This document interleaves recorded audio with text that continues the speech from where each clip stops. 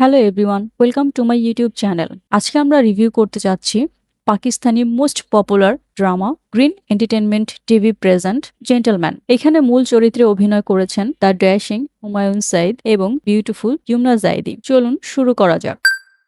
প্রথম এপিসোডের শুরুতে আমাদেরকে দেখানো হয় একটি সাধারণ দোকানের মালিককে ভয় দেখিয়ে কিছু গুন্ডা পান্ডারা চাঁদা দাবি করছে, কিন্তু দোকান মালিক বলছে নতুন সরকার পরিবর্তনের ফলে চাঁদা এখন মুন্না ভাই নিচ্ছে। এখানে গুন্ডা পান্ডারা দোকানদারকে অনেক ভয়ভীতি দেখাচ্ছে। পরবর্তী দৃশ্যে আমাদের দেখানো হয় রেহমাতুল্লাহ বাঙ্গাস এক গভীর পরিবেশে কুরাঙ্গি এলাকায় নতুন ডন হিসেবে মুন্নার শপথ গ্রহণ অনুষ্ঠিত হয়। রাহমাত মুন্নাকে অপরাধ জগতের কঠিন নিয়মকানুন বুঝিয়ে দেন এবং তার অধীনে আনুগত্য প্রকাশের শপথ করান। এখানে বলে রাখি, মুন্নাই হচ্ছে আমাদের ড্রামার মূল চরিত্র। মুন্না তার বড় ভাই রেহমাতির সামনে শপথ করেন সে কখনো সাধারণ মানুষের থেকে চাঁদা ভাতা নেবেন না, কাউকে অযথা মারবেন না এবং মেয়েদের সম্মান করবেন। রেহমাতি মুন্নাকে কঠোর নির্দেশ দেন কাজ করতে হলে কখনো প্রেমে পড়া যাবে না। মুন্না আবেগপ্রবণ হয়ে বলে ওঠে, কেন ভাই, প্রেমে তো কখনো পড়া যায় না, প্রেম ভালোবাসা তো হয়ে যায়, আপনি কখনো কাউকে ভালোবাসেননি। এই শুনে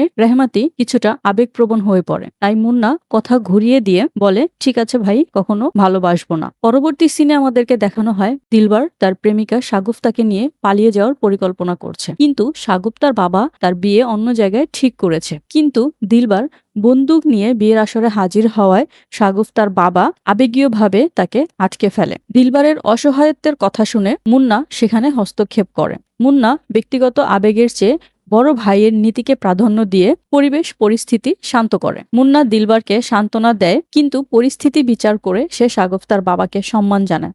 মুন্না নিজেই শাগুফতাকে বিদায় জানায় এবং তার স্বামীকে হুমকি না দিয়ে তাদেরকে সুখী হওয়ার কথা বলে। সিন কাট হয়ে পরবর্তী দৃশ্যে চলে আসে। আমাদেরকে দেখানো হয় নাটকের আরেক মূল চরিত্র জার্নাবকে, যেখানে অভিনয় করেছেন বিউটিফুল ইয়ুমনা জাইদি। জার্নাবকে একটি সুধী সমাবেশে টিভি অনুষ্ঠানের মঞ্চে জোরালো বক্তব্য দিতে দেখা যায়।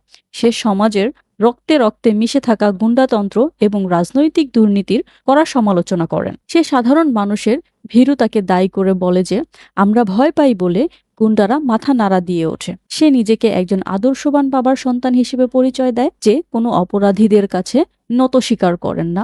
জার্নাব বলে যে গুন্ডারা আমাদের ভীরুতা আর দুর্নীতির ফসল। সে দাবি করে সে একজন সাধারণ সরকারি স্কুল মাস্টারের মেয়ে এবং সে কোনো গুন্ডাকে ভয় পায় না। যদি কেউ তার সামনে বন্দুক ধরে সে তাকে থাপ্পড় মারবে। দৃশ্য এখানেই কাট হয়। পরবর্তী দৃশ্যতে আমরা দেখতে পাই মুন্না তার ক্ষমতার দাপট দেখিয়ে বেরেলি বাজারে আরেক গুন্ডার উপরে হামলা করে এবং তাকে মারধর করতে থাকে, যে তার বড় ভাইয়ের বিরুদ্ধাচারণ করেছিল। রাস্তার মাঝখানে মুন্নার দলবল ট্রাফিক আটকে দিলে সেখানে জার্নাব এসে উপস্থিত হয়। সবাই যখন মুন্নার ভয় পালাচ্ছিল, জার্নাব তখন একা মুন্নার মুখোমুখি দাঁড়ায়। পুরো রাস্তা জুড়ে এক উত্তেজনাকর পরিস্থিতি সৃষ্টি হয়, যেখানে একজন সাধারণ মেয়ে একজন গ্যাংস্টারকে চ্যালেঞ্জ করে। জার্নাব নির্ভয়ে মুন্নার কলার ধরে এবং তাকে সাধারণ মানুষের পথ ছেড়ে দিতে বলে। সে মুন্নাকে গুন্ডা বলে সম্বোধন করে এবং তাকে থাপ্পড় মারার হুমকি দেয়। মুন্না জার্নাবের সাহস দেখে অবাক হয়ে যায়।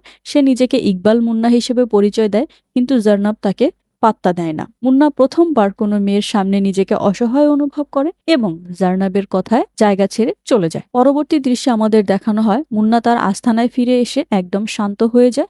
সে বারবার জার্নাবের বলা কথাগুলো আর তার রাগী চেহারা মনে করতে থাকে। সে কোনো কাজে মন দিতে পারছে না এবং একের পর এক কাপ চা পান করে যাচ্ছে, নিজের অস্থিরতা লুকানোর চেষ্টা করছে।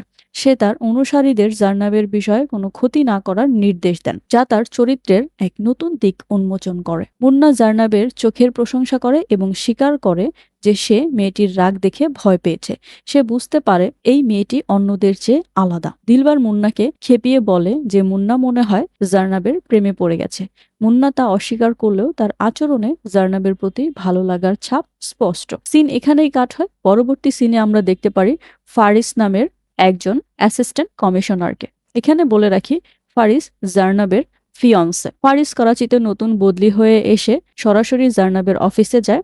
সে তার নতুন পদের দায়িত্ব এবং প্রশাসনিক কাজে গুরুত্ব নিয়ে খুব বেশি ব্যস্ত ছিল। জার্নাব তার জন্য অপেক্ষা করলেও ফারিস তাকে যথেষ্ট সময় দিতে পারছে না। তাদের দুজনের কথোপকথনের মাঝখানেই উপর মহলের ফোন আসে এবং জার্নাবের সাথে কথা শেষ না করে ফারিস চলে যায়। এতে তাদের সম্পর্কের মধ্যে এক ধরনের দূরত্ব ও মান অভিমান তৈরি হয়। জার্নাব ফারিসকে উদ্দেশ্য করে বলে যে সে খুব একটা রোমান্টিক নয়। ফারিস তখন তার বসের ফোন পেয়ে দ্রুত চলে যাচ্ছিল। জার্নাব ক্ষুব্ধ হয়ে বলে যারা চাকরি করে তারা রোম্যান্স করতে জানে না। সিন এখানেই কাটা। আমরা পরবর্তী দৃশ্যে দেখতে পারি মুন্না ঘুমাতে পারছে না। সারা রাত সে অস্থিরতায় কাটিয়ে দেয়। সে তার বিবেক এবং তার বর্তমান পেশার মধ্যে এক বিশাল যুদ্ধের সম্মুখীন হয়। সে উপলব্ধি করে যে অপরাধ জগতের ক্ষমতা থাকলেও জার্নাবের মতো একজন সাধারণ মেয়ের সামনে তার কোনো মর্যাদা নেই। সে নিজের এই দুর্বলতাকে সকালের প্রার্থনার মাধ্যমে কাটিয়ে ওঠার চেষ্টা করে, কিন্তু তাতেও সে ব্যর্থ হয়। মুন্না বিষয়টি বুঝতে পেরে দিলবারের কাছে স্বীকার করে সে জার্নাবের প্রেমে পড়েছে। সে বলে যে তার মস্তিষ্ক তাকে ক্যারিয়ারের কথা মনে করিয়ে দিচ্ছে, কিন্তু তার হৃদয় জার্নাবের দিকেই টানছে। সে স্বীকার করে যে জার্নাবের অপমানের কারণেই তার সারা রাত ঘুম হয়নি, তার ক্ষুধা নষ্ট হয়ে গেছে। এবং সে দিলবারকে কটাক্ষ করে বলে তুমিও তো ভালোবেসেছিলে, কিন্তু কি পেয়েছো? দুজনের কথোপকথনের মাঝখানেই এপিসোডটি শেষ হয়। দেখা হচ্ছে পরবর্তী এপিসোডে। ভালো থাকবেন। আল্লাহ হাফেজ।